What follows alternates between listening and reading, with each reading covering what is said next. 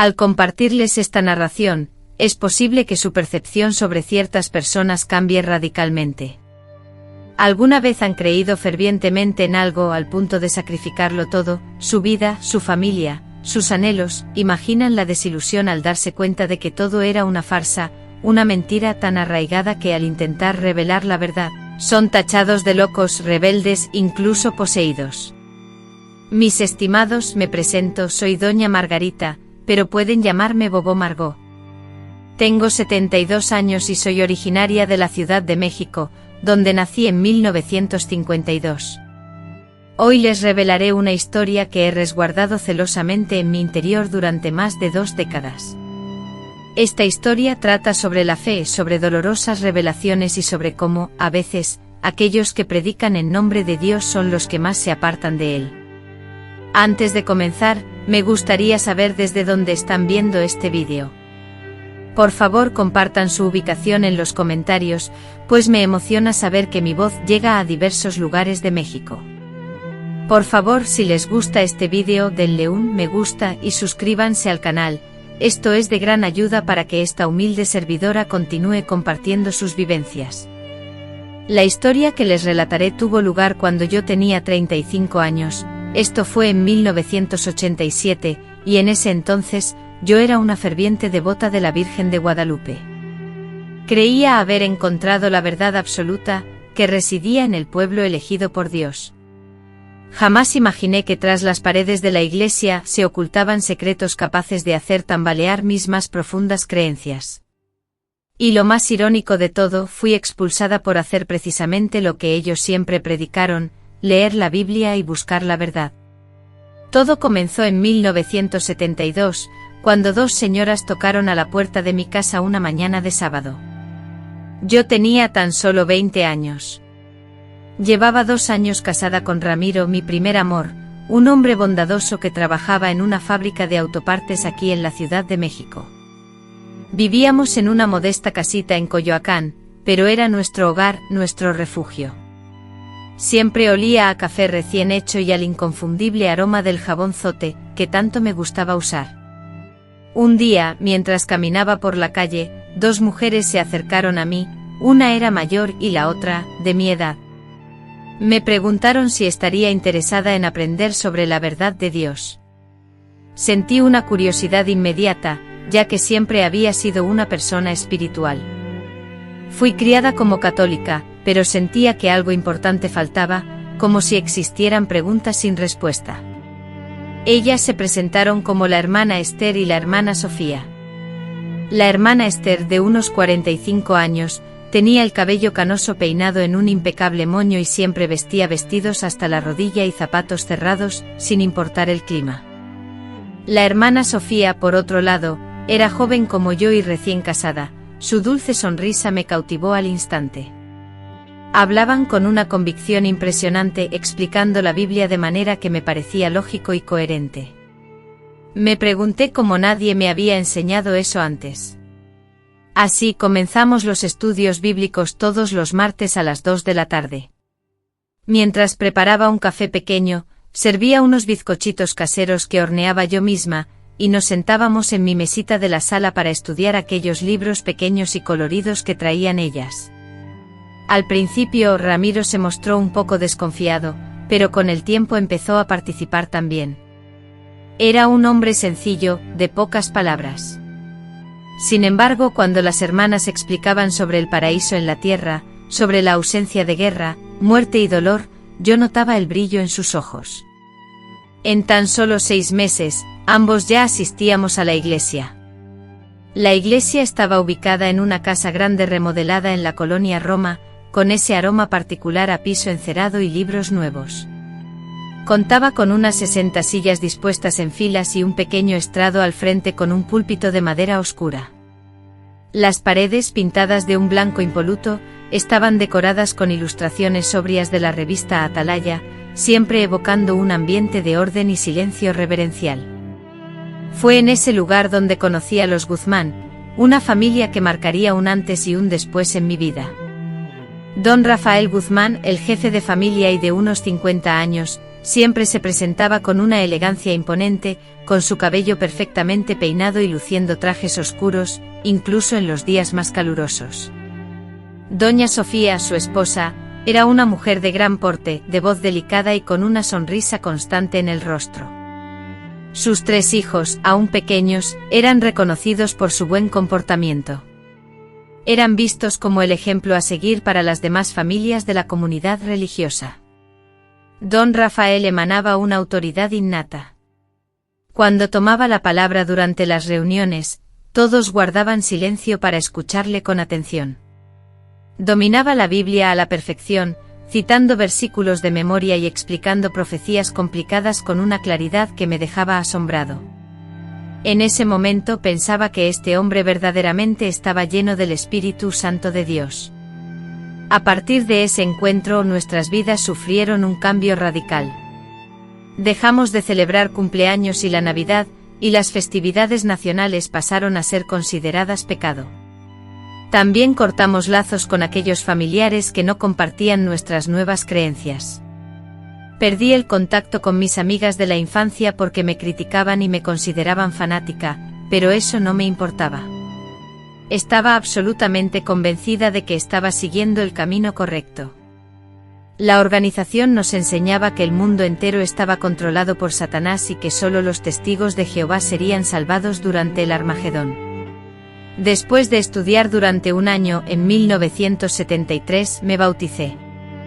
Recuerdo el evento con gran claridad, como si fuera ayer mismo. Entré en una piscina improvisada, instalada en el salón de asambleas. Don Rafael realizó el bautismo y al salir del agua, sentí una profunda sensación de renacimiento. Estaba completamente segura de que pertenecía al pueblo elegido por Dios. Roberto, mi esposo, se bautizó 3 meses después. Nuestra vida diaria era muy activa, asistíamos a reuniones los martes por la noche, los jueves por la noche y los domingos por la mañana. Los sábados por la mañana dedicábamos tiempo a predicar de casa en casa. Llegué a dedicar 20 horas semanales a las actividades de la organización y disfrutaba cada minuto de ello. Sentía que estaba sirviendo a Jehová, que estaba salvando vidas al compartir la verdad con otras personas. En el año 1975, al oír el anuncio de la organización religiosa que predecía el inminente Armagedón, decidí vender mi modesta tienda de comestibles para dedicar todo mi tiempo a predicar y difundir las enseñanzas. ¿Para qué preocuparse por bienes terrenales cuando el fin del mundo parecía inminente? Muchos hermanos y hermanas compartieron mi decisión. Dejamos de hacer planes a largo plazo. Algunas familias incluso dejaron de escolarizar a sus hijos, creyendo que el futuro no existiría.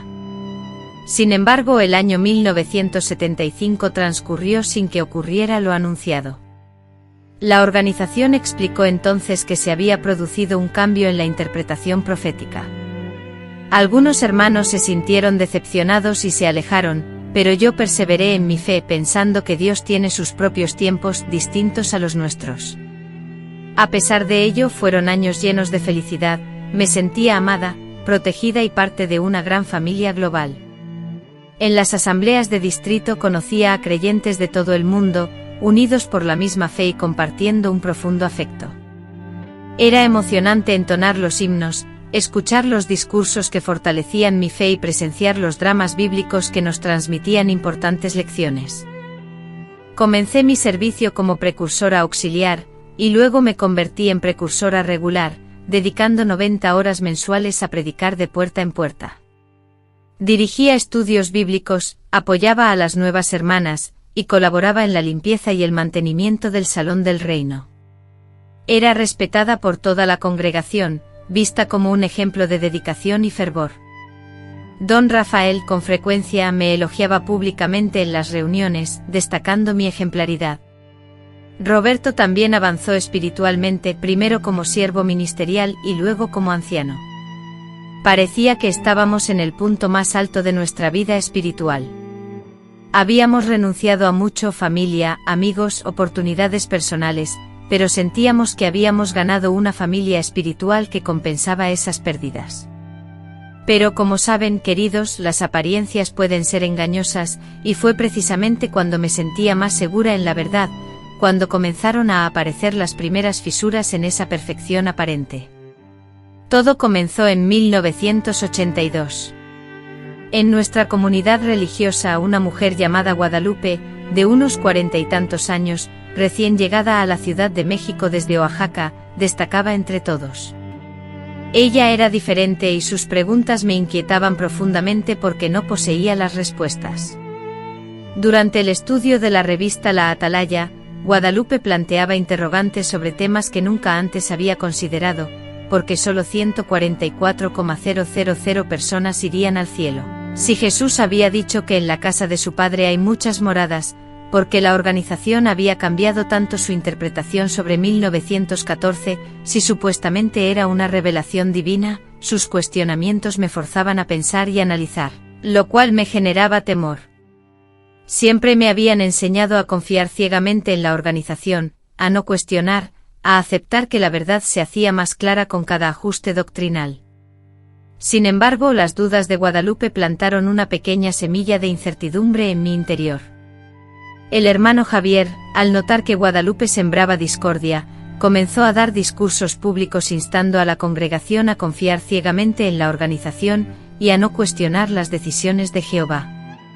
Guadalupe fue señalada como una mala influencia, y se recomendó a las hermanas que limitaran su contacto con ella.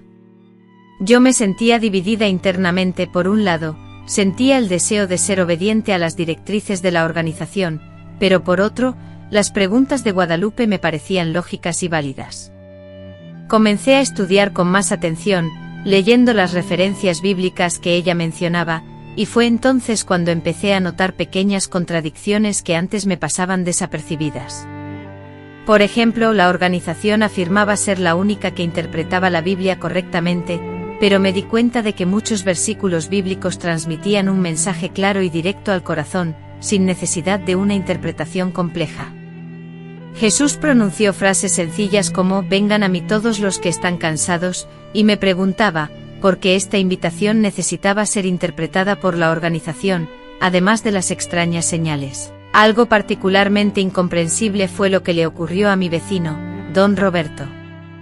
Era un hombre amable, honesto, trabajador y dedicado a su familia, siempre dispuesto a tender una mano a los demás, pero, a pesar de mis reiterados intentos, siempre rechazaba educadamente mis ofrecimientos de estudiar la Biblia. Él insistía en que ya tenía su propia fe y que era feliz con ella. Sin embargo, según las doctrinas que nos enseñaban, don Roberto, con toda su bondad, sería destruido en el Armagedón, junto con todos aquellos considerados inicuos. La idea de que Dios pudiera condenar a una persona tan buena simplemente por no unirse a nuestra congregación me generaba un malestar creciente, una duda que, como un hilo que desilvana una tela, iba minando mi fe, pero que yo, a pesar de ello, intentaba reprimir y apartar de mi mente. Me esforzaba por confiar en la organización, ya que esa era la pregunta que constantemente me hacían cuando manifestaba alguna duda: ¿a dónde más vas a ir? Solo nosotros tenemos la verdad. En 1995, un evento me sacudió profundamente. La hermana Patricia, una joven de apenas 20 años de edad, miembro de nuestra congregación, sufrió un grave accidente automovilístico y necesitaba una transfusión de sangre para sobrevivir. Siguiendo las estrictas directrices de la organización religiosa a la que pertenecían, los padres de Patricia le negaron el acceso al tratamiento médico vital que necesitaba, un procedimiento que implicaba transfusión de sangre. Desafortunadamente, como consecuencia directa de esta prohibición, Patricia, una joven de tan solo 20 años, falleció. Durante el funeral, el hermano Javier, miembro destacado de la congregación, pronunció un emotivo discurso, exaltando la inquebrantable fe de Patricia y su fidelidad a las enseñanzas, asegurando que había ganado la recompensa eterna y la corona de la vida. La mayoría de los presentes se unieron al llanto, convencidos de que Patricia había ascendido al paraíso. Sin embargo, yo, con el corazón oprimido, no podía dejar de cuestionarme: ¿realmente Dios, en su infinita sabiduría y amor, deseaba la muerte de una joven de 20 años por negarse a aceptar una transfusión de sangre? Recordaba que en la Biblia, Jesús En numerosas ocasiones, había sanado a personas en sábado, contraviniendo las leyes judías, y que él mismo había declarado que el sábado fue creado para el hombre, y no el hombre para el sábado. ¿No debería aplicarse el mismo principio de misericordia y bienestar humano a la cuestión de la sangre? Estas inquietantes preguntas me atormentaban profundamente. Me esforzaba por orar fervientemente suplicándole a Jehová que disipara estas dudas que se apoderaban de mi mente. Temía que fueran una señal de debilidad personal, una tentación maligna de Satanás. Para acallar mis dudas y encontrar consuelo, redoblé mis esfuerzos en las actividades religiosas. Dediqué aún más tiempo a la predicación, participando activamente en todas las tareas y compromisos. Me sumergí tan profundamente en la rutina diaria de la fe, que intentaba no dejar ningún espacio para la reflexión personal. Mi vida transcurría frenética, absorbida en mil quehaceres, sin espacio para la reflexión. Sin embargo, el destino, o tal vez una fuerza mayor, había tejido una intriga que transformaría por completo mi existencia. Fue en 1985 cuando los Mendoza, una familia recién llegada de Guadalajara, se unieron a nuestra comunidad. Don Rafael Mendoza, el padre de familia, era un hombre imponente y respetado en la iglesia. Su esposa, doña Sofía, se dedicaba a obras de caridad y su hija adolescente, Daniela, era una joven encantadora. Parecían la personificación de la familia perfecta y rápidamente se integraron en la vida parroquial. Don Rafael, quien se relacionó rápidamente con don Alberto, un miembro de la iglesia de toda la vida, entablaron una estrecha amistad, conversando durante horas después de los servicios religiosos y realizando visitas conjuntas a los feligreses, mostrando una amistad inquebrantable. Yo, en mi inocencia, pensaba, qué bendición tener un hombre tan sabio y dedicado en nuestra comunidad. Pero pronto ciertas actitudes en don Rafael comenzaron a inquietarme. Con frecuencia pedía ser él quien acompañara a las jóvenes solas durante las visitas a los hogares. Él afirmaba poseer una amplia experiencia en brindar consejo a jóvenes con dificultades personales, algo que doña Sofía, su esposa, respaldaba constantemente señalando el supuesto don de don Rafael para guiar a los muchachos. Como resultado, varias jóvenes comenzaron a participar en encuentros privados con don Rafael, quienes él describía como sesiones de estudio bíblico más avanzadas y preparación para actividades de servicio a la comunidad, entre otros propósitos. Estas reuniones invariablemente se llevaban a cabo a solas, en lugares apartados como la biblioteca de la iglesia o un salón en la parte posterior de su casa, coincidiendo con la ausencia de las familias de las muchachas. La primera en buscarme fue Luisa, una joven de 17 años a quien conocía desde la infancia. Llegó a mi casa visiblemente afectada, entre lágrimas, manifestando su necesidad de hablar conmigo, pero también su temor. Con dificultad me relató que don Rafael estaba cometiendo actos inapropiados durante esas sesiones especiales. La noticia me dejó atónita. Me costaba aceptar la realidad de lo que oía. Un hombre de iglesia, un supuesto siervo de Dios, actuando de esa manera me parecía inconcebible. Sin embargo, Luisa estaba devastada y parecía sincera en su relato, sin indicios de estar inventando nada. Me reveló secretos terribles que prefiero no repetir, pero que me causaron una profunda tristeza y una furia que nunca antes había experimentado. Le insistí en que debíamos informar a los demás líderes de la iglesia, que no podíamos ignorar semejante injusticia, pero ella, desesperada, me agarró del brazo y me suplicó que no lo hiciera. Me advirtió que si contaba lo sucedido, me expulsarían por difamar a un hombre de Dios, que nadie me creería y que perdería a mi familia para siempre. En ese momento comprendí la gravedad del problema. Don Rafael no solo estaba abusando de las jóvenes, sino que estaba utilizando el poder y la autoridad de la iglesia para mantenerlas en silencio.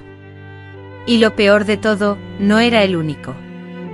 En los días siguientes otras jóvenes se acercaron a mí, Elena, Gabriela, Mariana, todas con relatos similares, aterrorizadas ante la idea de hablar, convencidas de que sufrirían represalias si denunciaban. No podía dormir, abrumada por la incredulidad. ¿Cómo era posible que esto sucediera en una iglesia que se proclamaba pura, dirigida por Dios, cómo era posible que aquellos hombres, quienes desde el púlpito predicaban sobre la rectitud y la decencia, estuvieran perpetrando actos atroces contra niñas vulnerables e indefensas. Fue en ese instante cuando sentí la necesidad imperiosa de actuar, de romper el silencio. No podía seguir encubriendo, protegiendo la imagen de la Iglesia mientras estas jóvenes sufrían tales vejaciones. Determinada, decidí hablar con el padre Alberto, revelarle la verdad y exigir una solución. Y así lo hice. El martes siguiente, al finalizar la misa, solicité una conversación privada con él. Mi corazón latía con fuerza desbocada, mis manos empapadas en sudor frío. Sabía que mis palabras lo cambiarían todo, pero no podía retroceder. Nos sentamos en la biblioteca de la iglesia, en aquel pequeño y oscuro espacio repleto de libros religiosos. El padre Alberto, con su habitual expresión serena, me observó. Con una mezcla de temor y determinación, me dirigí al despacho del padre, mi amigo y consejero de toda la vida, y le pregunté: ¿qué te atormenta, hermana Margarita? Últimamente percibí en ti un semblante sombrío y preocupado. Tomé una profunda bocanada de aire y me dispuse a contarle todo lo que me atormentaba. Le hablé de las jóvenes que habían confiado en mí, compartiendo sus experiencias con el hermano Javier y el dolor silencioso que padecían. Mientras describía cada detalle, la expresión del hermano Francisco cambiaba visiblemente, primero asombro, luego preocupación y finalmente, una expresión que me era difícil de descifrar. Al terminar mi relato, un silencio tenso y prolongado, que pareció durar una eternidad, se apoderó de la habitación. Él, con los dedos tamborileando impacientemente sobre el escritorio, clavó la mirada en el suelo y suspiró profundamente en varias ocasiones antes de hablar. Hermana Margarita, estas son acusaciones muy graves. ¿Está usted absolutamente segura de lo que me está informando? Le aseguré que sí, que las jóvenes estaban destrozadas y que era imperativo protegerlas. Entonces pronunció unas palabras que me dejaron atónita. Mire, hermana, el hermano Javier es un hombre de Dios, un miembro ejemplar de nuestra comunidad. A veces las jóvenes pueden malinterpretar gestos de cariño paternal, quizás fue eso lo que ocurrió. Los hechos relatados eran demasiado impactantes para ser ignorados. No podía asimilar lo que estaba oyendo. Hermano Francisco, le dije con voz temblorosa, esto no es un malentendido, son actos concretos y minuciosos que estas jóvenes jamás se inventarían. Él, sin embargo, negó con la cabeza, manifestando incredulidad. Hermana, ya sabe que no podemos aceptar acusaciones contra un miembro de alto rango sin el testimonio de al menos 2 o 3 testigos. Así lo dicta la carta a Timoteo y además, debemos proteger la buena reputación de nuestra iglesia. En ese momento me di cuenta de que no iba a hacer nada. Su preocupación principal era la imagen de la institución, no el sufrimiento de las jóvenes que habían padecido el abuso. Insistí, presenté argumentos e incluso supliqué, pero él permaneció inamovible. Olvídelo, hermana. Ore a Dios y confíe en la iglesia. Si hay algo mal, Dios lo solucionará a su debido tiempo. Salí de esa reunión completamente devastada. ¿Cómo era posible que un hombre a quien tanto admiraba, a quien veía como un modelo de fe, pudiera ser tan insensible y estar tan preocupado por la fachada? Después de cuestionar la prioridad de la Iglesia al defender a un agresor en lugar de proteger a las víctimas, realicé algo inédito, empecé a poner en duda activamente las enseñanzas. Si la Iglesia se había equivocado en este aspecto, ¿en qué otros aspectos podría estar equivocada? Comencé a leer la Biblia sin las interpretaciones del Consejo Eclesiástico, solo el texto bíblico original. Fue entonces cuando mi vida experimentó un cambio radical. Mis queridos hermanos, al leer la Biblia sin los filtros impuestos por la Iglesia, empecé a discernir aspectos que antes pasaba por alto. Jesús predicaba sobre el amor, el perdón y la libertad. Pablo escribía sobre la gracia divina, sobre cómo la salvación era un regalo, no algo que se obtenía a través de las acciones. Juan proclamaba que Dios era amor, sin más. Sin embargo, la Iglesia presentaba una enseñanza distinta. Enseñaba que solo los miembros de la Iglesia serían salvos, que la salvación dependía de la dedicación al servicio religioso, de la asistencia constante a las reuniones y de la obediencia incondicional a la Iglesia. Creía que cuestionar era considerado un pecado y dudar era interpretado como falta de fe. Por ello comencé a registrar las discrepancias que notaba en un cuaderno que mantenía oculto en la parte trasera del armario.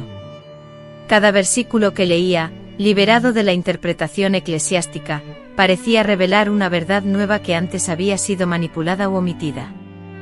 Por ejemplo, recordé que Jesús dijo: «Vengan a mí todos ustedes que están cansados y agobiados», pero nunca dijo: «Vengan a la Iglesia». Además, Pablo escribió que la salvación se obtenía por gracia a través de la fe, un don divino y no resultado de las obras.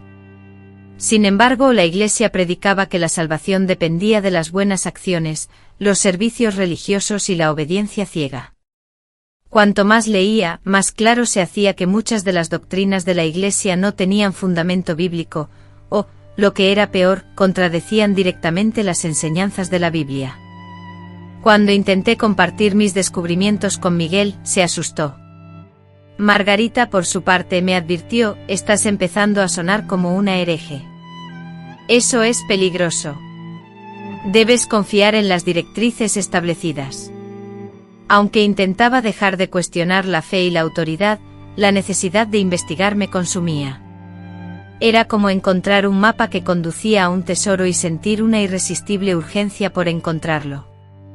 La escritura me liberaba de las rígidas creencias que me habían condicionado durante años.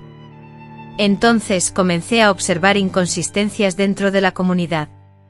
El pastor Samuel, por ejemplo, conducía un vehículo nuevo, vestía ropa elegante y sus vacaciones familiares eran lujosas, muy diferentes a las posibilidades económicas de la congregación.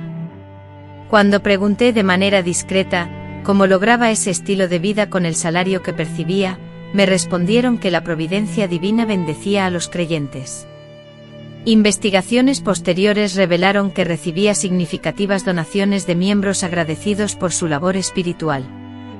Además, las decisiones del Consejo de la Iglesia parecían estar influenciadas por aquellos que aportaban mayores sumas de dinero.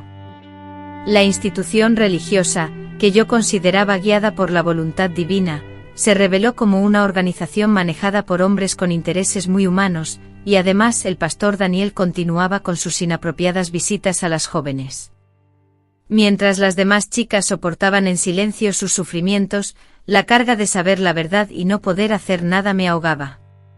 Fue en ese momento, con la desesperación apoderándose de mí, que tomé una decisión trascendental: revelar públicamente mis hallazgos. Un domingo durante el sermón aproveché la oportunidad. El tema era la sumisión a la Iglesia. Cuando me concedieron la palabra, me dirigí a la congregación con voz firme: «Hermanos, ¿alguna vez se han cuestionado por qué el fundador instruyó a sus discípulos: no llamen a nadie maestro en la tierra, porque uno solo es su maestro, el ungido? Porque entonces veneramos a esta Iglesia como madre y la obedecemos ciegamente, como si fuera infalible». Un silencio sepulcral invadió la sala. El pastor Samuel me observó con una expresión de absoluta incredulidad, mientras otros hermanos murmuraban entre sí. Proseguí con mi exposición, y porque el fundador nos advirtió que reconoceríamos el árbol por sus frutos, sin embargo, cuando observamos los frutos podridos dentro de la Iglesia, se nos exhorta a ignorarlos y a mantener una fe inquebrantable. En ese momento el pastor Samuel, con un tono severo, interrumpió la conversación: «Hermana Rebeca, esto no es adecuado, ni el momento ni el lugar. Discutiremos esto después de que termine el servicio». Sin embargo, sentí que ya era demasiado tarde para callar. «Pastor Samuel, recuerdo que el fundador nos enseñó que la verdad nos liberaría. Si estamos en la verdad, ¿por qué deberíamos temer las preguntas? ¿Por qué nos asusta examinar las escrituras a fondo?» El servicio culminó con una atmósfera cargada de tensión. Algunos hermanos se marcharon sin siquiera saludarme, mientras que otros me observaban con una mezcla de lástima y preocupación, como si hubiera perdido la razón. El pastor Samuel, al finalizar la ceremonia, solicitó que mi esposo, Esteban, y yo nos quedáramos. La conversación que siguió fue una de las más dolorosas y difíciles que he experimentado. Es evidente, hermana Rebeca, dijo el pastor, que está siendo influenciada por fuerzas malignas. Esas preguntas que plantea son propias de personas que se han desviado del camino correcto. Necesitaba detenerme de inmediato o sería excomulgada. Esteban me rogó que me retractara, que prometiera no volver a dudar, pero algo en mi interior había cambiado para siempre. Había experimentado la verdadera libertad que surge de conocer la divinidad directamente a través de su palabra, sin la intervención de ningún ser humano. Pastor Samuel, pregunté, respóndame una sola cosa: si la Iglesia posee la verdad, porque teme mis cuestionamientos, si está en lo correcto, debería ser sencillo demostrarme mi error basándose únicamente en las Escrituras. Él no respondió, solo me comunicó que tenía una semana para retractarme o enfrentaría un consejo disciplinario. Me marché de allí sabiendo que mi vida como miembro de la Iglesia estaba por terminar, pero por primera vez en años me sentí verdaderamente libre. La semana siguiente fue la más angustiosa de mi vida. Esteban apenas me dirigía la palabra, acusándome de destruir nuestra familia, nuestra reputación y nuestra vida espiritual. En la calle, mis compañeros de fe, incluyendo a la hermana Concepción, que había sido la primera en sembrar dudas en mí, me observaban pasar y murmuraban entre ellos. La hermana Concepción y algunos pocos más se acercaron discretamente para confesar sus propias dudas, pero fue la visita de Valeria, la misma joven que me había hablado de los abusos sufridos por su hermano Santiago, la que me impulsó a tomar una decisión definitiva. Valeria llegó a mi casa una tarde con el rostro bañado en lágrimas y sollozó: abuela Carmen, lo hizo otra vez. Santiago, después de invitarme a una plática especial sobre mi avance espiritual, había reincidido en su comportamiento abusivo. Cuando intenté oponerme, me amenazó con que Jehová me castigaría por faltarle al respeto a un anciano. En ese momento algo se rompió dentro de mí. Ya no se trataba de dogmas, interpretaciones bíblicas o la organización religiosa. Se trataba de una niña inocente, violada en nombre de Dios por un hombre que, por el contrario, debía protegerla. Valeria, le dije mientras tomaba sus manos con las mías, sintiendo su calidez y su fragilidad. Hoy, sin importar las consecuencias para mí, iba a poner fin a esta situación. Esa noche, la de la gran decisión, me senté a escribir durante horas, plasmando en 15 páginas cada detalle que consideraba crucial. Documenté minuciosamente los abusos que había sufrido a manos de Santiago, la preocupante omisión de Daniel, el líder de nuestra congregación, frente a estos hechos, y las numerosas inconsistencias doctrinales que había descubierto, así como las claras contradicciones entre las enseñanzas de la organización y los textos bíblicos que supuestamente seguíamos. Preparé copias de esta extensa carta con la intención de enviárselas al cuerpo gobernante en Nueva York, al departamento de servicio de la organización, y a varias congregaciones hermanas de la región. Sin embargo, antes de tomar esa drástica decisión, decidí hacer un último intento desesperado por ser escuchada. Así, el sábado por la mañana, en lugar de participar en la predicación de casa en casa como era costumbre, opté por dirigirme directamente al Salón del Reino, sabiendo que los ancianos se reunían antes del servicio de campo para tratar asuntos internos. Entré resueltamente en la sala donde se encontraban Daniel, Santiago y Marcos, el tercer anciano de nuestra congregación, y con mano firme, deposité mi carta sobre la mesa. Hermanos, les dije mirando a cada uno a los ojos, tienen dos opciones. Si no tratan estos asuntos con sinceridad, protegen a las niñas y emprenden una investigación exhaustiva sobre los abusos, me aseguraré de que copias de esta carta lleguen a todas partes. Santiago se puso pálido. Daniel enrojeció de ira. Marcos, con tristeza, se limitó a negar con la cabeza. Hermana Carmen, dijo Daniel con la voz entrecortada, usted sabe que el chantaje es un pecado grave. Está amenazando a siervos de Jehová. Esto es apostasía pura. Chantaje, repliqué, es buscar justicia para niñas inocentes que están sufriendo abusos mientras ustedes hacen la vista gorda. Entonces Santiago habló por primera vez con una voz grave y amenazante. Hermana Carmen, está jugando con fuego. Sabe que la calumnia contra los ancianos es un pecado que puede costarle la salvación eterna. Calumnia, respondí, elevando la voz más de lo que deseaba. Tengo a 5 jóvenes listas para testificar sobre lo que han sufrido. Eso no es calumnia, es la verdad. Marcos, que hasta ese momento había permanecido callado, exhaló un profundo suspiro y le dijo a Carmen, aun si algunas de estas acusaciones resultaran ciertas, debes comprender que no podemos socavar la confianza de la congregación en la organización a causa de incidentes aislados. Carmen, incrédula ante lo que escuchaba, exclamó: no puedo creerlo, estamos hablando de abuso sexual infantil. ¿Cómo pueden dormir tranquilos sabiendo que esto está sucediendo ante sus ojos? En ese momento, Daniel golpeó la mesa con el puño y gritó: basta, usted está claramente poseída por demonios, hermana Carmen. No hay más discusión. Será juzgada por un comité judicial mañana por la noche y le aseguro que será expulsada por apostasía. Carmen, tomando su carta de la mesa, observó a esos 3 hombres a los que había respetado y admirado durante tantos años. En ese instante los vio tal como eran realmente, no como siervos de Dios, sino como hombres corruptos protegiendo sus propios intereses. ¿Saben siquiera lo que es la apostasía?, se preguntó Carmen. Con voz tranquila formulé mi pregunta.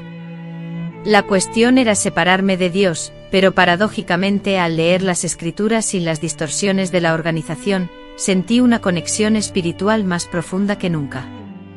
Ustedes, en cambio, son quienes se han alejado, al proteger a los que abusan y acallar a las víctimas. Al abandonar esa oficina, supe que no había marcha atrás. Esa misma tarde envié las cartas certificadas y al caer la noche, le revelé todo a Rogelio.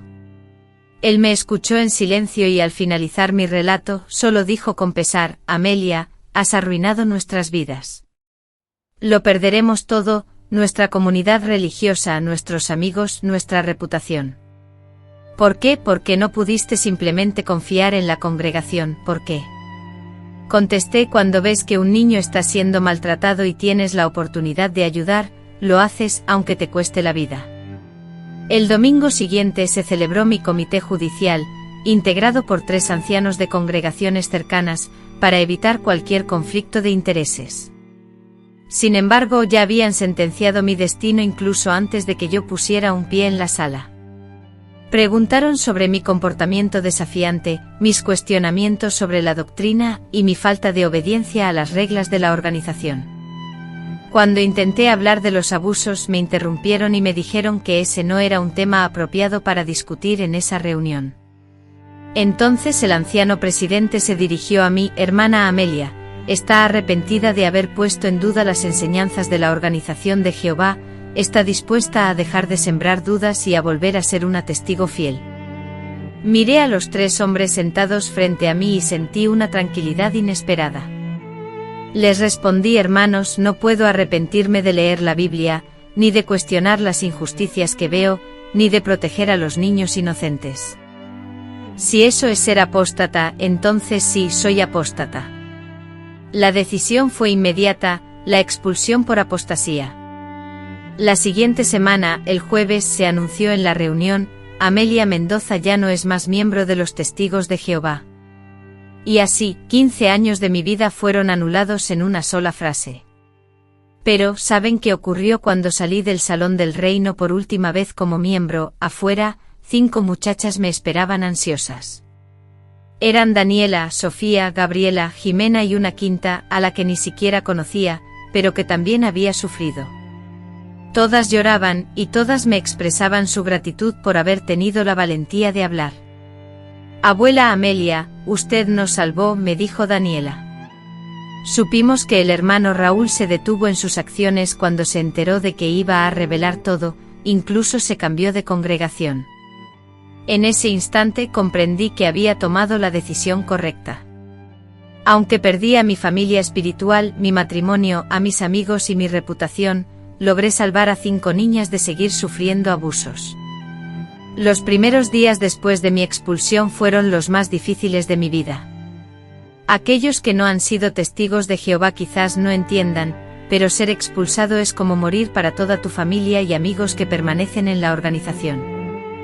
Rogelio, mi esposo, intentó resistir la presión, pero finalmente sucumbió. Los ancianos, hombres mayores con autoridad en la congregación, lo buscaban con frecuencia para charlar, con el fin de animarlo y dejarle claro que su estatus espiritual corría peligro al seguir casado conmigo. Además, recibía visitas inesperadas de otros miembros de la congregación, que le preguntaban si no estaba considerando la separación para preservar su posición dentro de la iglesia. Un mes después de que me expulsaran, Rogelio llegó a casa y mirándome fijamente me dijo: Amelia, te amo, pero no puedo seguir así. O regresas a la organización, te disculpas por tu rebeldía y dejas de desafiar sus normas, o nuestra vida juntos se termina aquí. Aunque sabía que este momento llegaría, el dolor fue inmenso, como una profunda herida en el pecho. 15 años de matrimonio, una vida entera construida a nuestro lado, sueños compartidos, todo destrozado por una organización que decía representar al Dios del amor. Con voz firme le respondí: Rogelio, no puedo fingir que no sé lo que sé. No puedo volver a ser cómplice de los abusos, las mentiras y la manipulación que he presenciado. Si eliges a la organización por encima de mí, lo entenderé, pero no cambiaré mi postura. Esa misma noche hizo las maletas y se marchó. Tras 22 años de matrimonio, nuestra relación concluyó abruptamente con una breve conversación de tan solo 10 minutos. La pérdida fue mucho más profunda que la de mi esposo. Perdí a mi hermana, quien, siendo testigo de nuestra vida en común, dejó de dirigirme la palabra, haciéndome sentir invisible. También perdí amistades de toda la vida, incapaces de mantener contacto conmigo. Mi identidad social, mi red de apoyo y la estructura de mi vida cotidiana desaparecieron por completo. La situación económica fue devastadora. Como ama de casa sin experiencia laboral ni formación profesional, a los 35 años me encontré sola, sin recursos, sin futuro y luchando por pagar una pequeña casa. Pero lo peor eran las noches. Después de 15 años de una rutina intensa dedicada a reuniones, actividades de proselitismo y estudio, me enfrenté a un vacío inmenso. No sabía qué hacer con mi tiempo, cómo relacionarme con personas del mundo exterior, ni siquiera cómo era vivir sin la estructura de la organización a la que pertenecía. Hubo momentos, no lo niego, en los que consideré regresar, no por fe en la organización, sino porque la soledad me asfixiaba. La duda me atormentaba. En los momentos más duros, cuando me atormentaba la duda y el temor a estar cometiendo apostasía al cuestionar, e incluso a perder mi salvación eterna por mi supuesto orgullo, la Biblia se convirtió en mi mayor consuelo. No la Biblia interpretada y manipulada por la organización a la que pertenecía, sino la palabra pura de Dios, hablando directamente a mi corazón. Versículos como: bienaventurados los que son perseguidos por causa de la justicia, porque de ellos es el reino de los cielos, adquirieron un significado completamente nuevo. Entendí que Jesús estaba hablando directamente sobre situaciones como la mía cuando dijo: si el mundo os odia, sabed que a mí me ha odiado antes que a vosotros. Por necesidad de apoyo y comunión con otros creyentes, comencé a asistir a una pequeña iglesia cristiana en mi vecindario, no con la intención de convertirme, sino buscando la compañía de personas que también amaran a Dios. La diferencia fue impactante y muy reconfortante. En esa iglesia, la gente se hacía preguntas, debatía pasajes bíblicos y expresaba sus dudas abiertamente, sin el miedo constante a ser expulsados o juzgados. El pastor, en lugar de reprimir el cuestionamiento, lo fomentaba, asegurando que Dios no temía nuestras preguntas y que la fe se fortalecía a través de la búsqueda sincera. ¿En qué se diferenciaba todo esto de mi vida anterior? Lentamente, empecé a rehacer mi vida. Retomé mis estudios y me formé como asistente médico. Comencé a trabajar en un hospital brindando cuidados a los demás. Sentía que finalmente estaba sirviendo a Dios de manera auténtica, no predicando para convertir, sino aliviando el dolor humano. Los 5 jóvenes a quienes había protegido continuaron en contacto conmigo de manera secreta. No podían relacionarse conmigo abiertamente, pero enviaban cartas y mensajes a través de conocidos. Me relataban cómo sus vidas estaban mejorando, cómo se estaban recuperando de los traumas. Años más tarde, Laura también abandonó la organización. Me buscó entre lágrimas, agradeciéndome por haber sembrado la semilla de valentía que la impulsó a cuestionar su situación. Hoy, es una mujer fuerte, independiente y madre de 3 hijos maravillosos, a quienes está criando libres de cualquier tipo de manipulación religiosa. Antes de seguir relatando esta historia, amigos míos, me gustaría que me dijeran, a través de los comentarios, desde qué lugar del mundo me están escuchando. Saber que mi voz llega a lugares distantes, y que no estoy hablando sola, me llena de alegría. Si lo que estoy compartiendo resuena en sus vidas, por favor denle me gusta al vídeo, para que nos motivemos a seguir compartiendo estas memorias. A veces revivir estos momentos es complicado, pero creo que puede ser de gran ayuda para quienes han pasado por experiencias similares. Varios meses después de que me expulsaran, recibí una carta anónima que me dejó completamente impactada.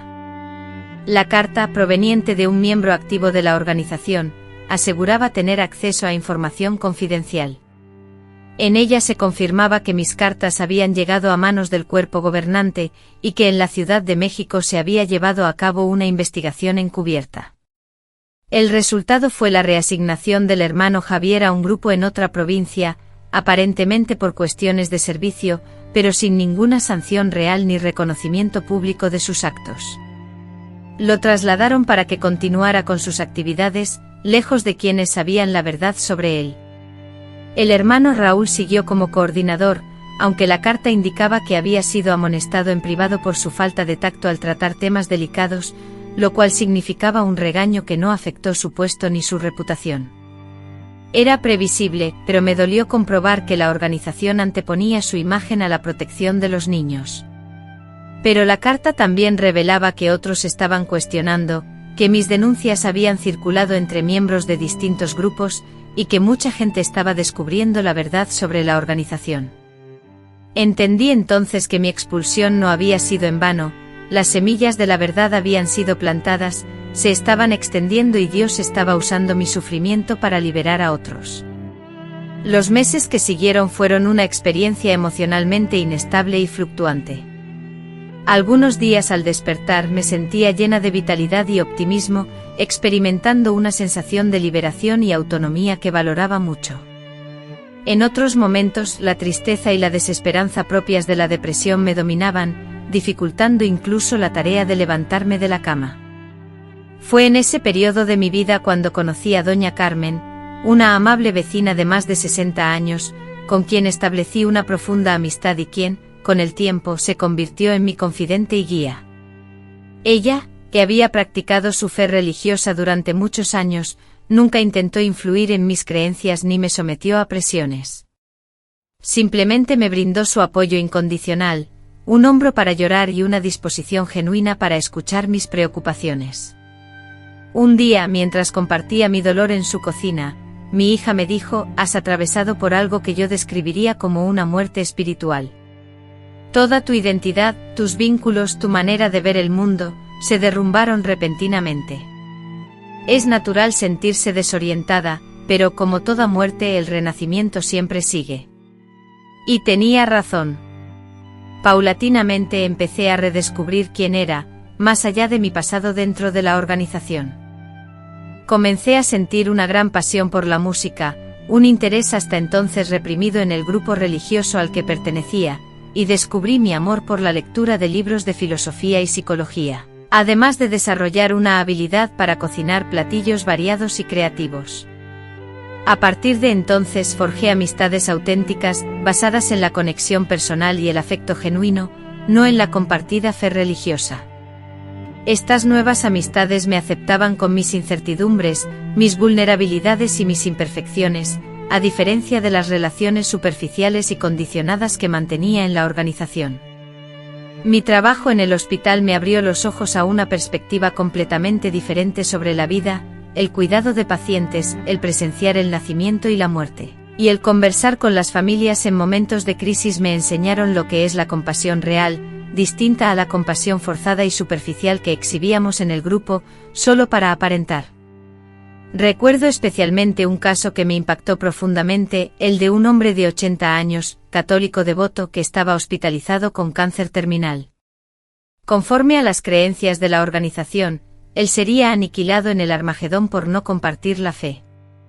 Sin embargo, después de convivir con él durante semanas, pude observar a un hombre de fe auténtica, con un corazón bondadoso, que se comportaba con amabilidad y afecto hacia todos.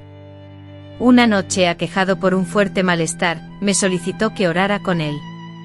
En ese momento, al estar orando junto a un católico ajeno a mi círculo religioso, experimenté la presencia de Dios de una forma más intensa que en cualquier asamblea a la que había asistido.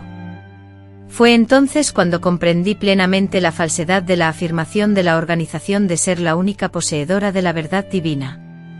Dios se manifestaba en todos lados, actuando en el corazón de personas de diferentes credos e incluso en aquellos que no profesaban ninguna religión.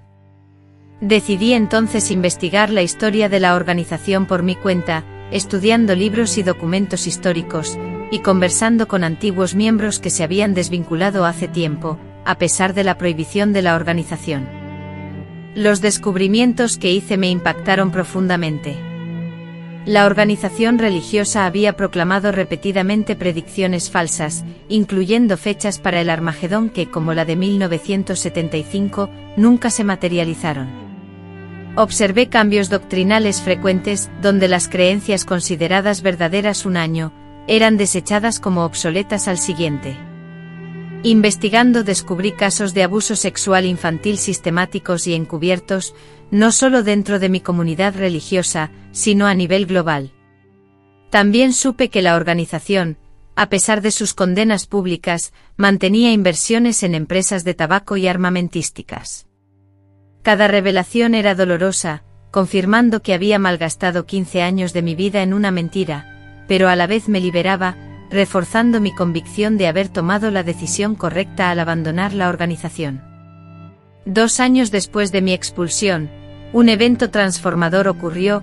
Recibí una llamada telefónica de una mujer que se presentó como periodista de investigación.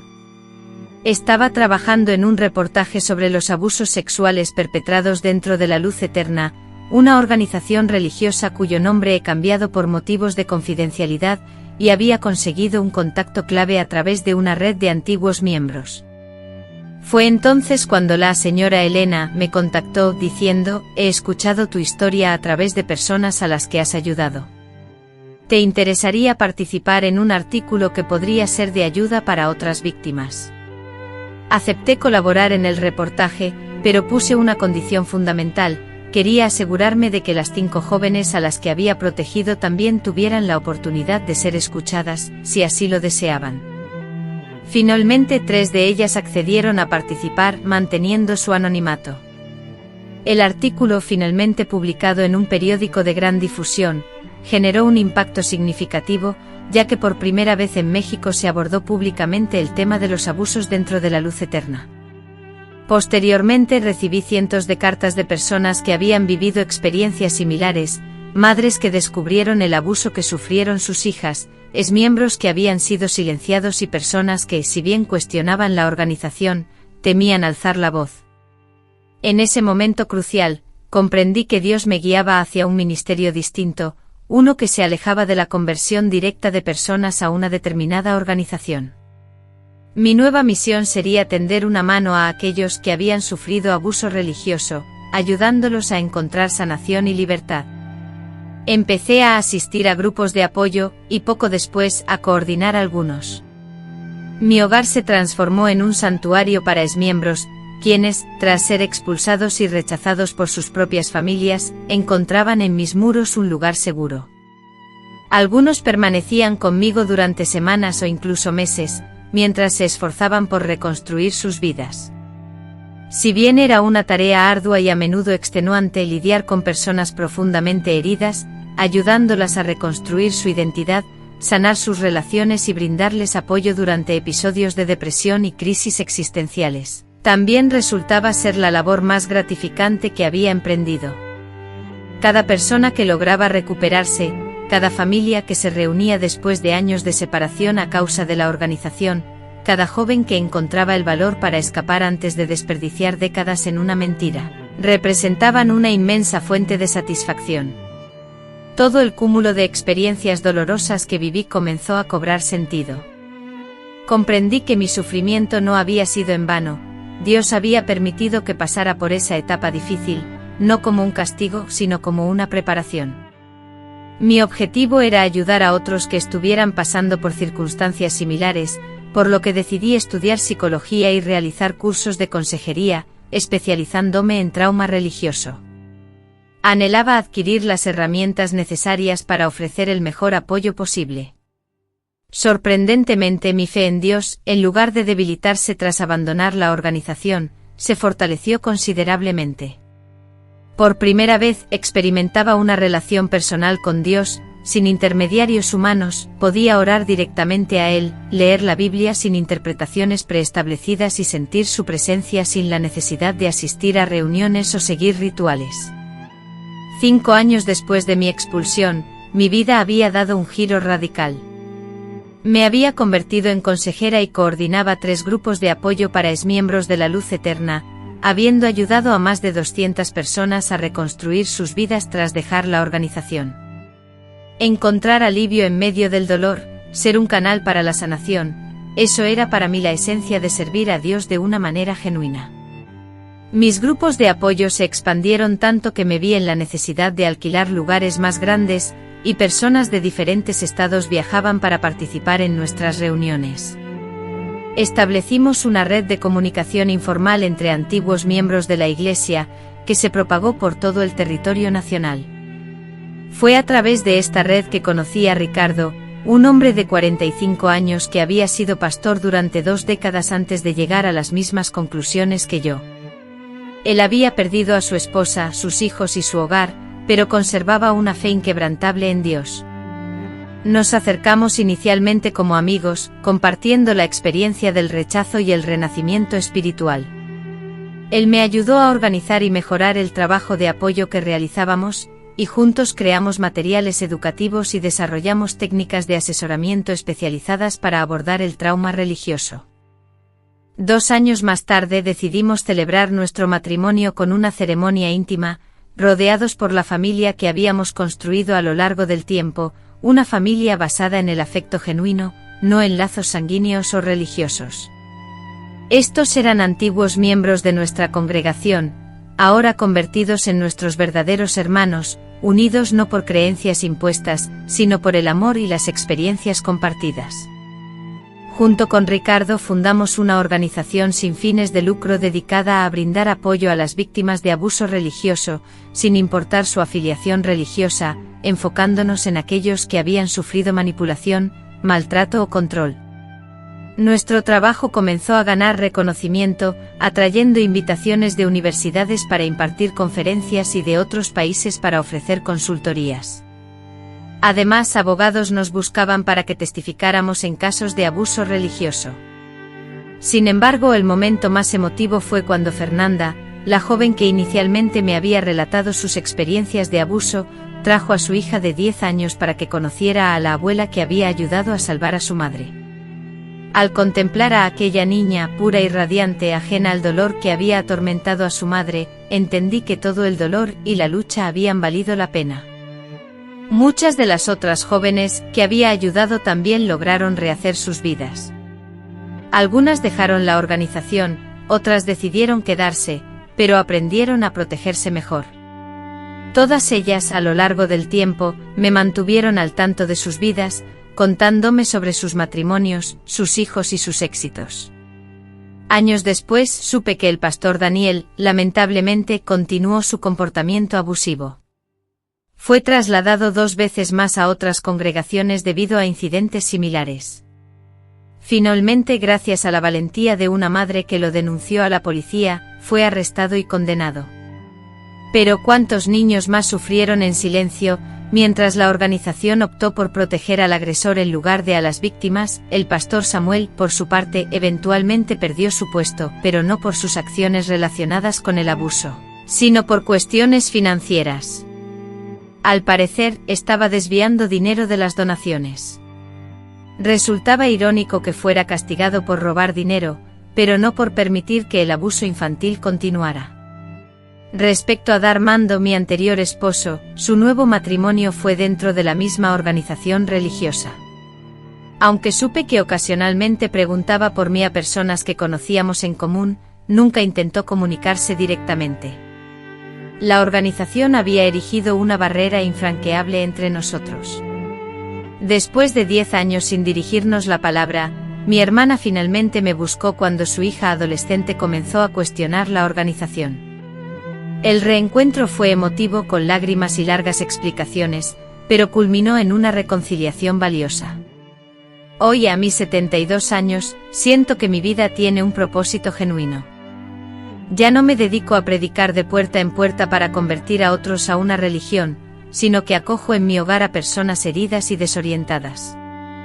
Ya no distribuyo publicaciones de una organización humana, sino que comparto la palabra pura de Dios con aquellos que desean escucharla.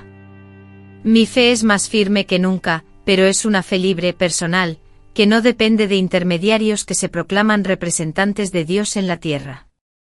Oro directamente a Dios Padre Celestial, y estudio la Biblia interpretándola según mi propia comprensión.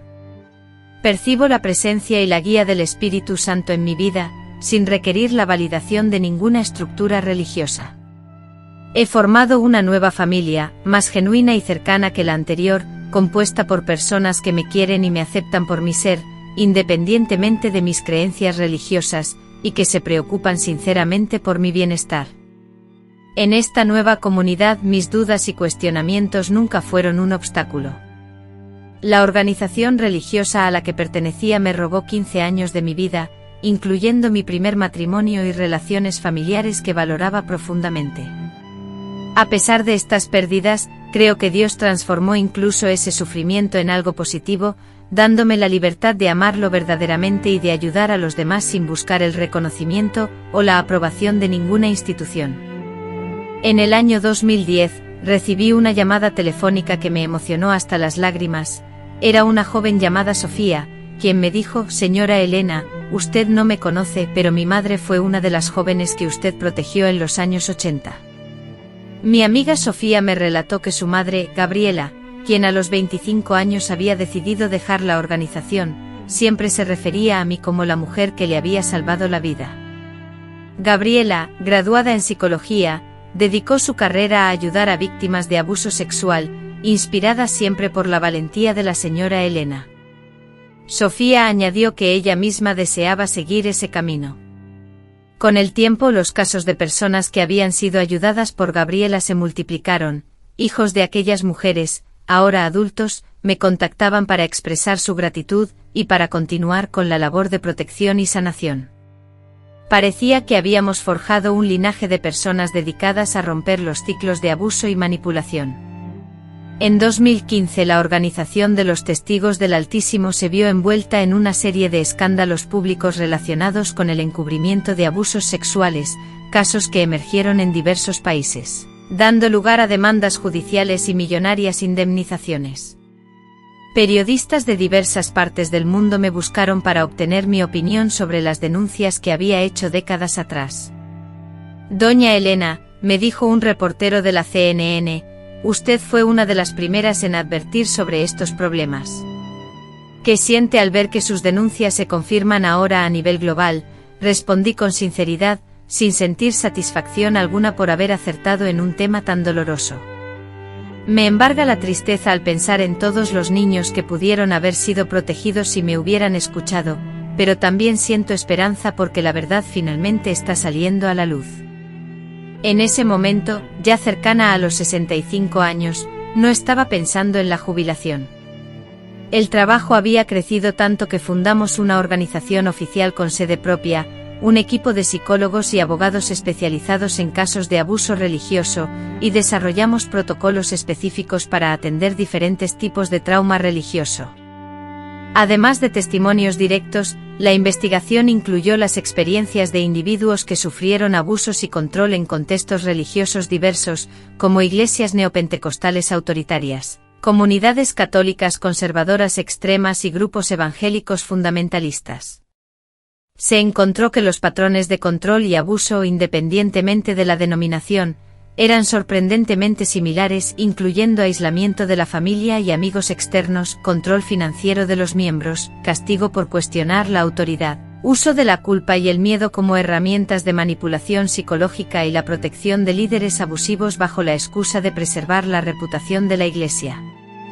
Como resultado de esta investigación, se desarrollaron manuales para identificar señales de alerta, folletos informativos para familiares de las víctimas y programas de reinserción social para aquellos que habían abandonado grupos religiosos controladores. Todo este trabajo se basó en décadas de experiencia práctica y estudio académico. En 2018 fui invitada a presentar los hallazgos y las conclusiones de la investigación en una conferencia internacional sobre libertad religiosa en la Organización de las Naciones Unidas, en Ginebra. Nunca pude haber predicho, amigos míos, que una mujer humilde de la Ciudad de México, quien fue excomulgada de su comunidad religiosa por leer la Biblia, se encontraría algún día dirigiendo la palabra a diplomáticos de todo el mundo sobre la crucial necesidad de salvaguardar a los niños del abuso amparado en la religión. En mi alocución, relaté mi experiencia personal de manera concisa y concluí con una reflexión profunda: la libertad religiosa jamás debe ser empleada como un pretexto para encubrir a los abusadores. El derecho a ejercer la propia fe llega a su límite donde empieza el derecho de un niño a sentirse seguro. Ninguna enseñanza, sin importar cuán venerada sea, puede justificar el sufrimiento de niños inocentes. La respuesta a mi discurso fue abrumadora.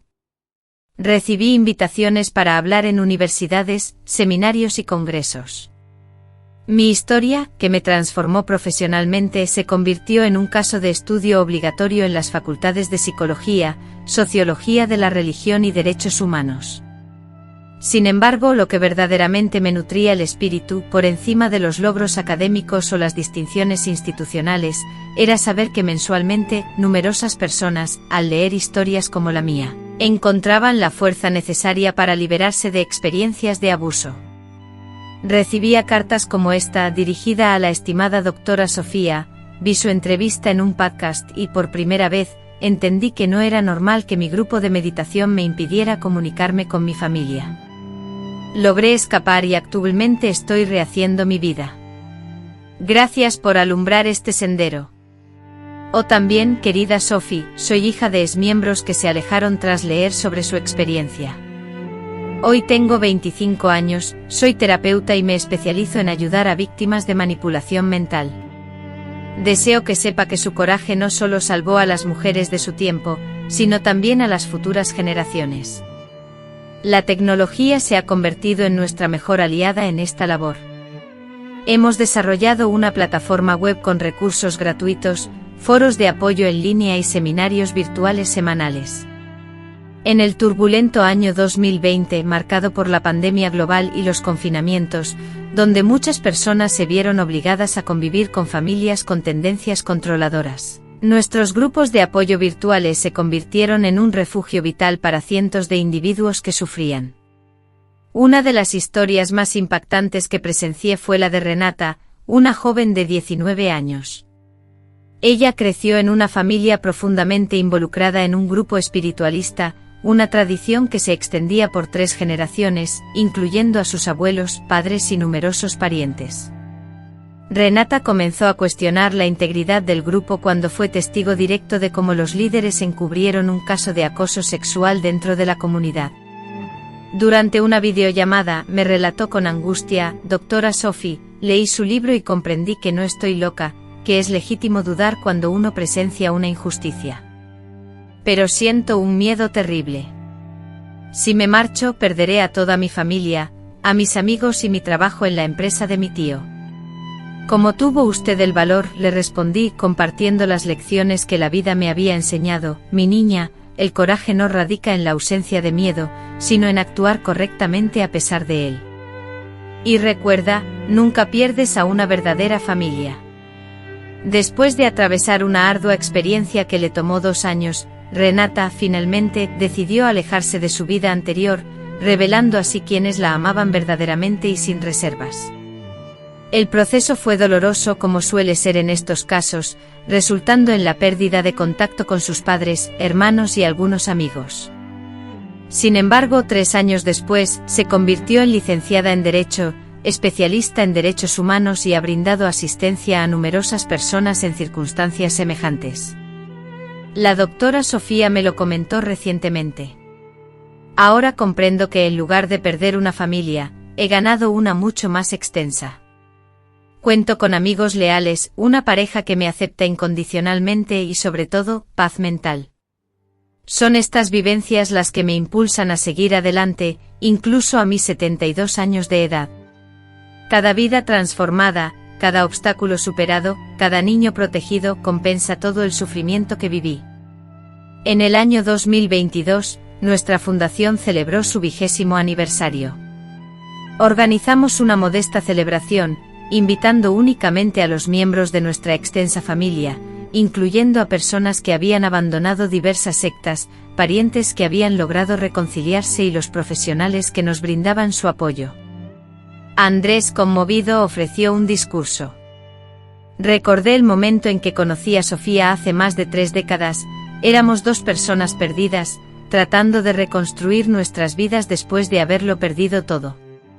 Ahora, al observar este salón repleto de individuos liberados, dichosos y realizados, comprendo que la vida puede transformar incluso nuestros peores sufrimientos en oportunidades para beneficiar a otros. Tenía razón. Mi expulsión del grupo, que inicialmente fue una tragedia personal, se convirtió en una misión que transformó la vida de miles de personas y, crucialmente, sirvió para que otros no tuvieran que enfrentar solos las experiencias que yo viví. En este día de conmemoración, honramos con un minuto de silencio a las víctimas que perdimos, a los niños que sufrieron en medio de nuestra lucha por erradicar sistemas corruptos, y a aquellos que, por diversas razones, no encontraron la valentía o la oportunidad de buscar ayuda, pero también celebramos nuestros logros. Hemos visto la aprobación de leyes para proteger a menores en instituciones religiosas, cambios significativos en las políticas internas de diversas denominaciones, y la implementación de protocolos obligatorios de denuncia. Cientos de abusadores han sido llevados ante la justicia y responsabilizados por sus actos. Sin embargo, somos conscientes de que la labor aún no ha concluido. El abuso religioso persiste, muchos niños siguen siendo víctimas y numerosas familias continúan siendo manipuladas. A pesar de esto, hoy existe una red de protección que no existía cuando éramos jóvenes. Las víctimas ahora tienen un lugar a donde acudir, alguien que las escuche y apoyo para reconstruir sus vidas. Y todo comenzó con una mujer de 35 años que se negó a callar ante el abuso infantil. Veo en el espejo a una mujer con arrugas, canas y las huellas del tiempo, pero también a una mujer en paz, capaz de dormir tranquila porque actuó con integridad, aunque eso implicara perderlo todo. Mi historia no es solo un abandono religioso, sino un despertar, el coraje de cuestionar dogmas, la defensa de los débiles en soledad, la perseverancia en la fe a pesar de la desconfianza en las instituciones. Es el descubrimiento de que la verdad libera no solo a quien la encuentra, sino a quienes se benefician de esa libertad. Hoy, sin arrepentimiento, abrazo cada lágrima, cada noche en vela, cada duda y desesperación, pues todo me ha forjado en la persona que soy. Si pudiera retroceder en el tiempo y hablar con aquella Sofía de 35 años que comenzaba a descubrir las verdades ocultas tras la fachada de la organización, le diría con firmeza: hija, el camino que vas a emprender será más arduo de lo que ahora puedes concebir, pero te aseguro que la recompensa final será inmensa. Ten presente que Dios te acompaña, incluso en los momentos de aparente abandono. He aprendido que cuestionar, lejos de ser un signo de falta de fe, es en realidad la manifestación de una fe madura y profunda. Dios no teme nuestras preguntas, por el contrario, nos dotó de una mente para razonar, un corazón para sentir y un discernimiento para distinguir entre el bien y el mal. Comprendí que ninguna organización humana, por más que se autoproclame representante de Dios, está exenta de ser cuestionada. Los hombres son propensos a equivocarse, las organizaciones también lo son. Solo Dios es infalible. Y es a través de su palabra, no de interpretaciones humanas, que Él se revela. Finalmente aprendí que el amor genuino es incondicional. Si alguien deja de amarte por tus preguntas o por la evolución de tus creencias, entonces ese amor nunca fue verdadero. En aquel momento mis acciones eran motivadas por la conveniencia, el deseo de encajar y la necesidad de mantener una buena relación con los demás. Sin embargo, comprendí que la protección de los niños inocentes siempre debe ser primordial, superando cualquier preocupación por la reputación de una institución. Cualquier organización que priorice su imagen pública sobre la seguridad de los niños ha perdido el derecho a ser considerada cristiana. Aprendí que la verdad no necesita ser protegida mediante el silencio de las críticas. Si algo es auténtico, resistirá cualquier cuestionamiento. Si algo que se proclama como verdadero teme las preguntas, es probable que no lo sea. Descubrí que Dios puede utilizar incluso nuestros peores momentos para propósitos mayores. Mi expulsión, que en ese momento pareció el fin del mundo, se convirtió en el inicio de un ministerio más auténtico que cualquier cosa que hubiera hecho como seguidora de la luz eterna. Para aquellos que puedan estar pasando por situaciones similares, sin importar su religión, les ofrezco algunos consejos que aprendí con mucho dolor. Primero, confíen en su propia conciencia. Si algo les parece incorrecto, aunque las figuras religiosas lo justifiquen, investiguen a fondo. Dios nos otorgó la capacidad de razonar y discernir, úsenla. En segundo lugar, no teman cuestionar. La curiosidad y las preguntas son el primer paso hacia el entendimiento. Cualquier líder religioso que desaliente el cuestionamiento probablemente está ocultando algo. Recuerden siempre que la divinidad es vasta e inabarcable, mayor que cualquier organización terrenal. No se encuentra limitada a templos o instituciones, sino que reside en el corazón de quienes la buscan con sinceridad. En cuarto lugar, si descubren que están atrapados en una religión que manipula y controla, sepan que es posible salir. El camino será difícil y exigirá sacrificios, pero la libertad no tiene precio. Finalmente, protejan especialmente a los niños, quienes no pueden defenderse por sí mismos. Si son testigos de abuso, denuncien a los responsables. Si observan manipulación, hablen sin temor. Es preferible perder un cargo religioso a permitir que un niño sufra. Comprendí que el perdón es posible, aunque perdonar no significa olvidar los daños ni aceptar que los abusos se repitan. He perdonado al hermano Javier, al hermano Raúl, e incluso a la organización que me manipuló durante años. Sin embargo, perdonar no implica que dejaré de advertir a otros sobre los peligros que yo misma experimenté. El perdón me liberó del rencor que me consumía, pero no me exime de la obligación de proteger a otros de las mismas mentiras y abusos. Ahora disfruto de una vida plena, con un propósito auténtico, relaciones genuinas y una fe sólida en la divinidad, no en una organización que pretende representarla, sino en ella directamente. Leo sus escrituras con libertad, rezo con confianza y sirvo a mis semejantes con alegría. La verdad verdaderamente nos libera, queridos amigos, pero a veces es necesario perder todo lo que creíamos importante para descubrir lo que realmente importa. Una de las lecciones más importantes que he aprendido es que nuestra identidad y valor personal no deben estar anclados en la aprobación de instituciones u organizaciones. Durante mucho tiempo mi autoestima y sentido de valía dependían de la opinión de los líderes religiosos, de las horas que dedicaba a predicar y del rango que ocupaba dentro de la organización. Al perder todo eso me sentí como si no fuera nadie. Sin embargo, descubrí que mi verdadero valor no reside en títulos o posiciones, sino en mi conexión con la divinidad y en ser amada por ella. Comprendí que mi identidad se basa en lo que la divinidad dice que soy, y no en las normas o dictámenes de las organizaciones humanas.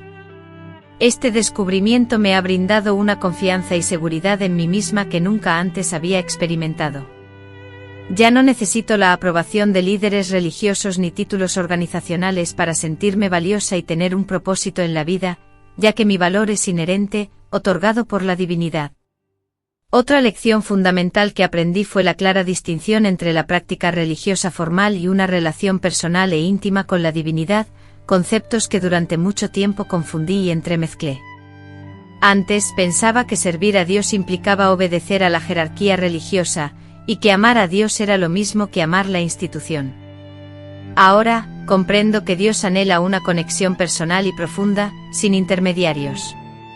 Desea comunicarse conmigo directamente a través de la oración, instruirme personalmente a través de sus enseñanzas, y guiarme directamente mediante su espíritu.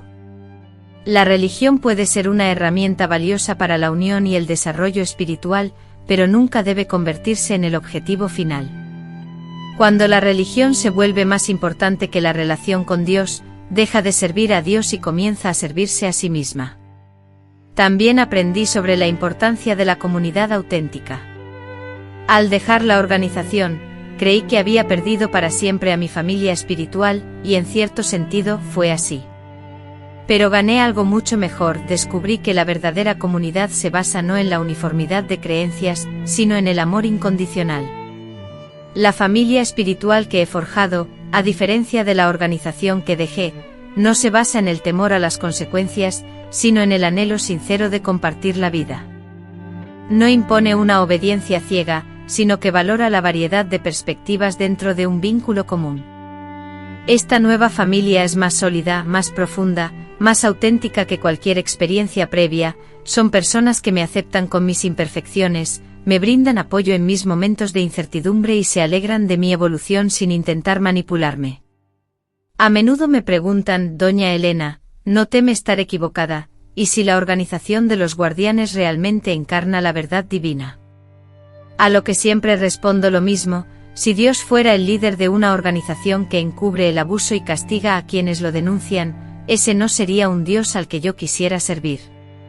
Conozco al Dios de la Biblia, el Dios de la justicia, el amor y la verdad, y ese Dios nunca nos pediría que guardáramos silencio ante el sufrimiento de los inocentes.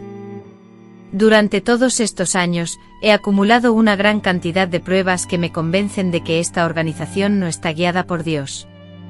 He sido testigo de profecías que resultaron ser falsas, de cambios doctrinales que se sucedían constantemente, de escándalos financieros que salpicaban a sus líderes y del encubrimiento sistemático de casos de abuso. Una organización que verdaderamente estuviera dirigida por el Espíritu Santo no exhibiría semejante patrón de errores y corrupción. Pero incluso si en el hipotético caso, y estoy segura de que no es así, estuviera equivocada en mi juicio sobre la organización, no me arrepentiría de la decisión que tomé. Prefiero estar equivocada protegiendo a los niños antes que estar en lo correcto y ser cómplice de abusos. Finalmente he comprendido que nuestra historia personal, por dolorosa que sea, puede convertirse en una fuente de curación para otros. Durante muchos años intenté olvidar el trauma de ser expulsada, el dolor de perder a mi familia y amigos, y la ardua lucha por reconstruir mi vida. Hoy entiendo que esas experiencias, por muy difíciles que hayan sido, me han dotado de una capacidad única para ayudar a otras personas que atraviesan situaciones similares. Aunque no puedo alterar lo que ya he vivido, mis experiencias pasadas me han dado la oportunidad de influir positivamente en la vida de otros. Cada herida que he sufrido me ha otorgado una credencial, una autorización para entender y empatizar con el dolor ajeno. Las lágrimas que derramé se transformaron en un pozo de compasión, permitiéndome consolar a quienes lloran. Las noches en vela se convirtieron en una capacidad de estar alerta y brindar apoyo a quienes atraviesan momentos difíciles. No estoy idealizando el sufrimiento, ni creo que Dios nos cause dolor intencionadamente. Lo que afirmo es mi fe en la capacidad divina para convertir incluso las experiencias más duras en herramientas de bondad.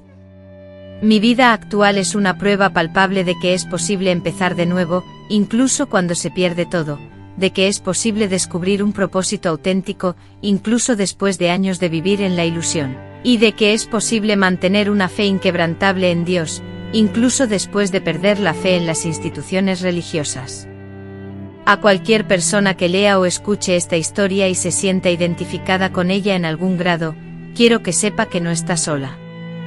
Existe una comunidad compasiva, que comprende tu sufrimiento, que admira tu valentía y que está preparada para tenderte la mano en tus primeros pasos hacia la libertad.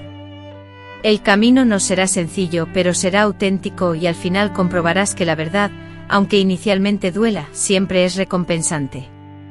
Si has llegado hasta aquí, te agradezco por acompañarme en esta travesía dolorosa, pero imprescindible. Soy consciente de que esta historia puede ser difícil de escuchar, en especial para aquellos que aún se encuentran dentro de organizaciones religiosas que ejercen control.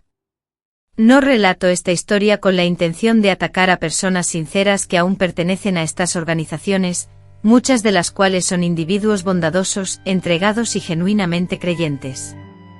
La comparto para advertir sobre los peligros del control religioso y para brindar esperanza a aquellos que también se cuestionan. Tampoco es mi intención alejar a nadie de la fe.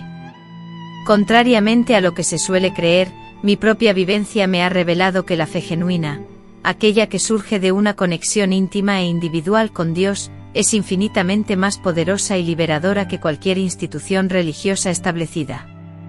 Si mi relato les ha resultado inspirador, les agradecería que le dieran un me gusta y se suscribieran al canal para demostrar que mi testimonio ha tenido un impacto positivo.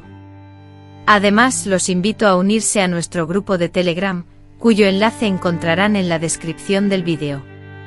En ese grupo compartimos diariamente relatos auténticos de individuos que, como yo, han encontrado la libertad tras alejarse de organizaciones que ejercían control sobre sus vidas.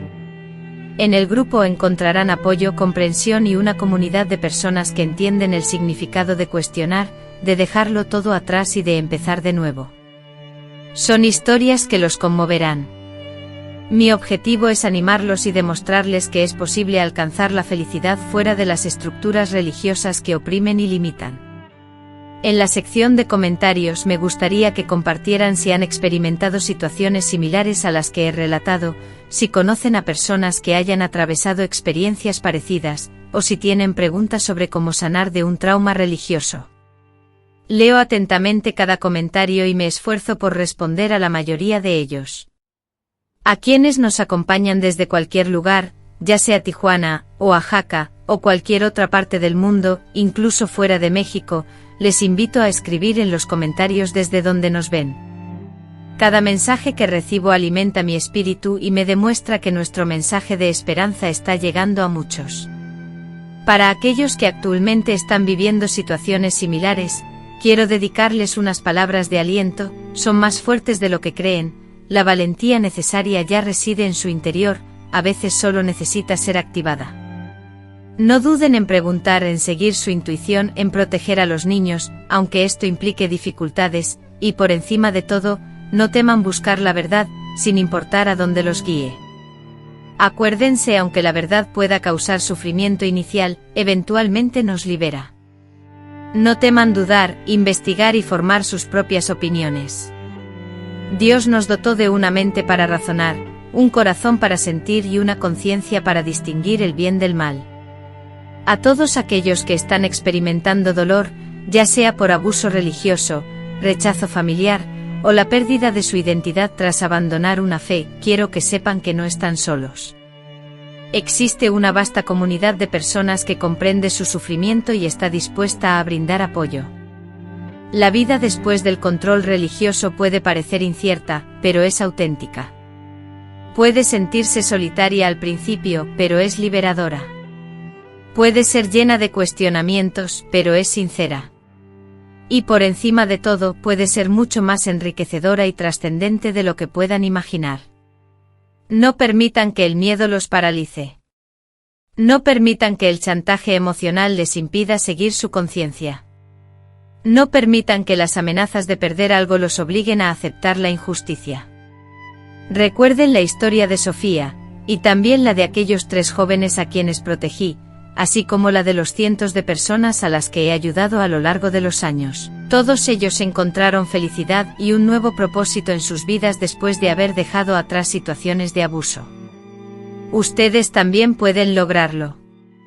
Que la luz divina ilumine el camino de cada uno en su búsqueda personal de la verdad, la cual, recuerden, no es propiedad de ninguna organización humana, sino que está disponible para todos aquellos que la buscan.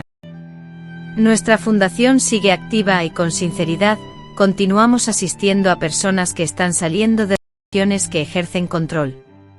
Contamos con psicólogos especializados en este tipo de casos, abogados con experiencia en casos de abuso religioso, y ofrecemos grupos de apoyo tanto presenciales como en línea. Si necesitan ayuda, no duden en contactarnos. Además, ponemos a su disposición un amplio acervo de recursos educativos gratuitos en nuestro sitio web, incluyendo folletos informativos sobre las señales de control religioso, guías para familiares de víctimas y protocolos de seguridad para quienes deseen salir de organizaciones peligrosas. En el próximo vídeo compartiré más relatos inspiradores de personas que superaron adversidades y encontraron la libertad. Profundizaré en las vidas de individuos valientes que optaron por la verdad sobre la comodidad, defendiendo a los inocentes, incluso a costa de grandes sacrificios. Mientras tanto, les deseo paz y que mantengan sus corazones abiertos a la verdad, sin importar a dónde los guíe. Recuerden que son amados incondicionalmente por el Creador del universo y que no necesitan la validación de ninguna organización humana para ser valientes.